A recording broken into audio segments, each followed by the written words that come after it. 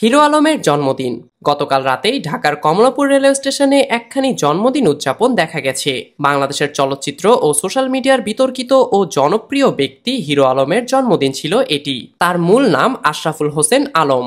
জানা যায় তিনি জন্মগ্রহণ করেছেন 22 অক্টোবর 1985 সালে বগুড়া জেলায়। হিরো আলম একজন অভিনেতা, প্রযোজক ও সোশ্যাল মিডিয়া ব্যক্তিত্ব, যিনি সরল ভাষা ও অদ্ভুত স্টাইলের কারণে বছরের পর বছর ব্যাপক জন আকর্ষণ ও বিতর্কের কেন্দ্রবিন্দুতে থেকেছেন। তার এই 40তম জন্মদিন উদযাপনের জন্য গত রাতে টোকাইদের সাথে আনন্দ ভাগাভাগি করে নেওয়ার উদ্দেশ্যে ঢাকার কমলাপুর রেলওয়ে স্টেশনে উপস্থিত হন তিনি। এই সময় তার সাথে দেখা করতে আসেন অনেক ভক্তবৃন্দ, বিশেষ করে অনেক সুন্দরী নারী ভক্ত লক্ষ্য করা গিয়েছে।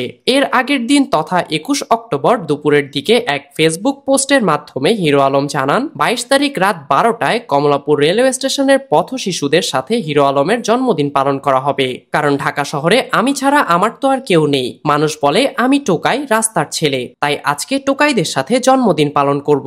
তার বিবৃতি অনুযায়ী গত রাত্রে জন্মদিন পালনের উদ্দেশ্যে কমলাপুর রেলওয়ে স্টেশনে গেলে সেখানে ব্যাপক লোক ও সাংবাদিকদের সমাগম দেখা যায়। তবে অনুষ্ঠান পালনের এক পর্যায়ে টোকাইদের তোপের মুখে পড়তে হয় হিরো আলমকে।